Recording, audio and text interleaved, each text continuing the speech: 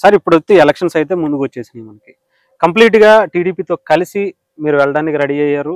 TDP కూడా తూర్పుగోదావరి జిల్లాలో already ఒక సీటు కూడా మండపేటకు సంబంధించి అనౌన్స్ చేసుకున్నారు. అలాగే పవన్ కళ్యాణ్ గారు కూడా మొన్న రిపబ్లిక్ డే రోజున ఆయన 2 సీట్లు రాజానగరం, రాజోలు అనౌన్స్ చేసుకున్నారు. ఇక్కడ మీ నియోజకవర్గానికి సంబంధించి చూసుకుంటే మీ ఇద్దరు కోఆర్డినేషన్ అనేది చాలా ఇంపార్టెంట్. మిగతా నియోజకవర్గాలు ఏంటంటే ఒక స్థాయిలో టీడీపీ బలంగా ఉంటుంది, ఇంకొక స్థాయిలో జనసేన బలంగా ఉంటుంది. ఇక్కడ మాత్రం వైసీపీ చాలా బలంగా కనిపిస్తుంది. ఎందుకంటే గతంలో మొన్న జరిగినటువంటి ఎన్నికల్లో కూడా మెజారిటీ వైసీపీకి చాలా బాగా వచ్చింది.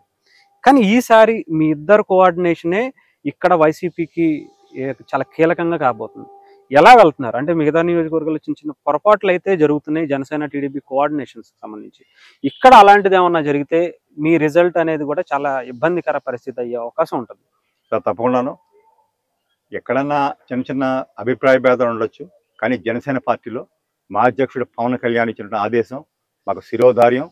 దాన్ని డివేట్ చేసే విషయం కానీ వేరే పద్ధతి కానీ లేదు.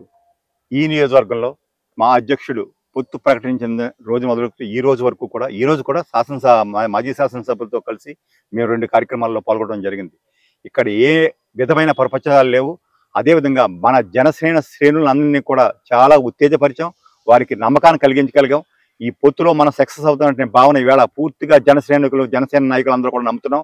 మేము తెలుగుదేశం మమేకమై మా ఉమ్మడి అభ్యర్థి ఎవరినైనా కూడా గెలిపించడానికి మా శ్రేణులన్నీ కూడా సిద్ధంగా ఉన్నాయి. మీరు చెప్పిన మాట వాస్తవం. గతంలో మెజారిటీలు ఇవన్నీ కూడా ఏంటంటే గతంలో పరిస్థితులు వేరు.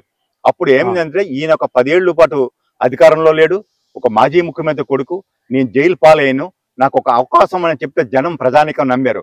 మీరు ఇంకోటి కూడా అనుకోవచ్చు, ఆ సామాజిక వర్గానికి చెందిన పార్టీ కాబట్టి ఇక్కడ ఎడ్జ్ ఉంటుందని మీరు అనుకుంటున్నారు. మీరు ఒక విషయం గమనించాలి. ఆయన రెడ్డి సమాజానికి సంబంధించిన వర్గీయులు అన్నప్పటికీ కూడా మిగతా అన్ని సామాజిక వర్గాలతో పాటు వాళ్ళు కూడా అదే వేదనకు, అదే కష్ట నష్టాలకు కూడా ఈ పాలనలో గురైంది. ఆయన జగన్మోహన్ రెడ్డి గారు ఎవరైనా మేలు చేస్తే నలుగురికి చేశారు సార్. పెద్దిరెడ్డి గారు, సాయిరెడ్డి గారు, సజ్జల రామకృష్ణారెడ్డి గారు, వీరికి కోటాను కోట్లు కాంట్రాక్ట్లు కానీ అప్పచెప్పారు. కానీ ఇక్కడ సామాన్యంగా వ్యాపారం చేసుకునే రెడ్డి సామాజిక వర్గానికి కానీ వ్యాపారం పరంగా కానీ ఇతరత్రా కానీ ఏ రకమైనటువంటి సహాయ సహకారాలు కానీ ప్రభుత్వం తరపున కార్యక్రమాలు కానీ ఏ రకంగా జరగలేదు. అంత సొంత చెల్లిని తల్లిని ప్రకటేసి అంచేత ఇవి అంటే మేము అంటే ఇది రెడ్డి నియోజకవర్గం కదా, గతంలోంచి పేరుంది కదా, అంచేత ఏమైనా ఉంటుందని అనుకుంటాం. అటువంటిది ఏమీ లేదు. మేము అయితే ప్రగాఢ విశ్వాసంతో ఉన్నాం. మా పొత్తు అయితే పూర్తిగా మమేకమై మేము తెలుగుదేశం కానీ మేము కానీ మా కార్యకర్తలు కానీ నాయకులు కానీ ఎటువంటి ఏ లెవెల్లో కూడా మేము చేయకుండా అనేక సమావేశాలు కూడా ఏర్పాటు చేసాం. తుని తర్వాత మొట్టమొదటి మా సమన్వయ సమావేశం జరిగింది అనపర్తిలోనే. అదేవిధంగా మండలాల వారీగా కూడా సమన్వయం చేసాం. ఈవేళ కూడా మేము కార్యకర్తల సమావేశం ఏర్పాటు చేసాం. రేపు కాతేరులో జరుగుతున్నటువంటి కదిలిరా చంద్రబాబు నాయుడు గారి కార్యక్రమానికి మా శ్రేణులు మొత్తం సమాయత్తం చేసాం. ఆ కార్యక్రమాలతో కూడా మీ ఇద్దరం కూడా కలిపి చేసాం. మేము విడివిడిగా మా కార్యకర్తలను కూడా చేసాం. ఇక్కడ ఎటువంటి భేదాలు కానీ ఎటువంటి అభిప్రాయ భేదాలు కానీ ఏమీ లేదు. ఎవరైతే ఉమ్మడి అభ్యర్థి అవుతారో వారిని గెలిపించడానికి మా శ్రేణులు సర్వసన్నద్ధంగా ఉన్నాయి. ఇక్కడ అనపర్తి నియోజకవర్గంలో జయకేతనం ఉమ్మడి అభ్యర్థి ఎగరవేయడం మాత్రం ఖాయం. అందులో ఎటువంటి అనుమానాలు లేవు. అంటే ఇక్కడ టీడీపీ నుంచి అటు ఆయన ఉన్నారు, గతంలో ఎమ్మెల్యేగా పనిచేసినటువంటి వ్యక్తి ఆయన ఈసారి ఇక్కడ పోటీ చేసే అవకాశాలు ఎక్కువగా కనిపిస్తున్నాయని కొంతమంది వాదన. ఒకవేళ ఆయనకి సీట్ ఇస్తే గనక మీరు సపోర్ట్ చేస్తారా సార్? నేను అలా అని కాదు, నేను ఆయన కూడా అడుగుతాను, మీకు సీట్ ఇస్తే ఆయన సపోర్ట్ చేస్తారా లేదో కూడా అడుగుతాను సార్. ఇప్పుడు మా అధ్యక్షుడు ఉభయవులు కలిసి ప్రకటించిన తర్వాత విభేదించేది కానీ వేరేది కానీ ఏమి లేదు. మీకు చెప్తున్నా కదండి, మా అధ్యక్షుడి మాట శిలాశాసనం. ఎవరు ఆయన నిజంగా ఆయన్ని అభ్యర్థిగా ప్రకటిస్తే ఎస్ మేము చెప్పగలుగుతున్నారా? అసలు అందులో అనుమానం ఏమి లేదు. 100% మా సపోర్ట్ ఉంటుంది. మేము ఆ కార్యక్రమాన్ని ముందుకు తీసుకెళ్తాం. మా అధ్యక్షుడు ఏమి నిర్దేశిస్తే అదే మాకు శిలాశాసనం.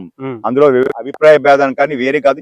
ఈవేళ నేను ప్రిపేర్ అవ్వడం కాదు, మా జనసేన శ్రేణుల్ని సర్వసన్నద్ధం చేసాం ఈ నియోజకవర్గంలో. అందులో ఏ మాత్రం అభిప్రాయం లేదు. 100% చేస్తాం. మీ ఇక్కడ విజయకేతనం ఎగరవేయబోతున్నాం ఈ నియోజకవర్గంలో. చాలా క్లియర్ గా ఉన్నారు మీరైతే. ఎటువంటి ప్రపంచాలు లేకుండా భేదాభిప్రాయాలు రాకుండా రేపు ఎలక్షన్స్ కి అయితే వెళ్ళడానికి రెడీగా సార్. రైట్. ఇకపోతే వైఎస్ఆర్సీపీ సంబంధించి ఆయన కూడా చాలా బలంగా చెప్తున్నారు, ఈసారి మళ్ళీ గెలిచేది నేనే అన్నట్టుగా ఆయన కూడా ప్రచారం చేస్తారు. వారి ధీమాలా ఏంటంటే సార్, గతంలో ఉన్న మెజారిటీ చూసి అనుకుంటున్నారు, కానీ అప్పుడు పరిస్థితులు వేరు. అవన్నీ నీటి మబ్బుల్లా కరిగిపోతాయండి. ఏముండవు. నువ్వు చెప్తున్నాను, అవి అంటే వాళ్ళు కనీసం 50,000లోనూ ఒక 10,000 20,000 తరిగి మీరు నెగ్గేస్తాం అని చెప్పి సెంటిమెంట్లు చెప్తున్నారు. నేను ఇక్కడ నెగ్గుతాను, ఆయన అక్కడ నెగ్గుతాడని. ఆయన అసలు ఈవేళ ఎంపీలు పెట్టడానికి అభ్యర్థులు లేరు. పాప 175 వైనాట్ అనేటువంటి జగన్మోహన్ రెడ్డి గారికి ఎంపీ క్యాండిడేట్లు లేరు ఈవేళ. ఎవరెవరినో తీసుకొచ్చి ఎక్కడి నుంచో పెడుతున్నారు. ఆయన మాట్లాడడం కాదు, ఆ వీళ్ళ ధీమా ఏంటంటే మెజారిటీ చూసి చెప్తున్నారు. అవేమీ నిలబడవు సార్, ఇవన్నీ నీటి మూటల్లా కరిగిపోతాయి. ఇవన్నీ తప్పకుండా కూడా అసలు మేము ఇక్కడ విజయం సాధించడం తథ్యం. అదేవిధంగా సంకీర్ణ ప్రభుత్వం ఏర్పడడం తథ్యం. Right sir.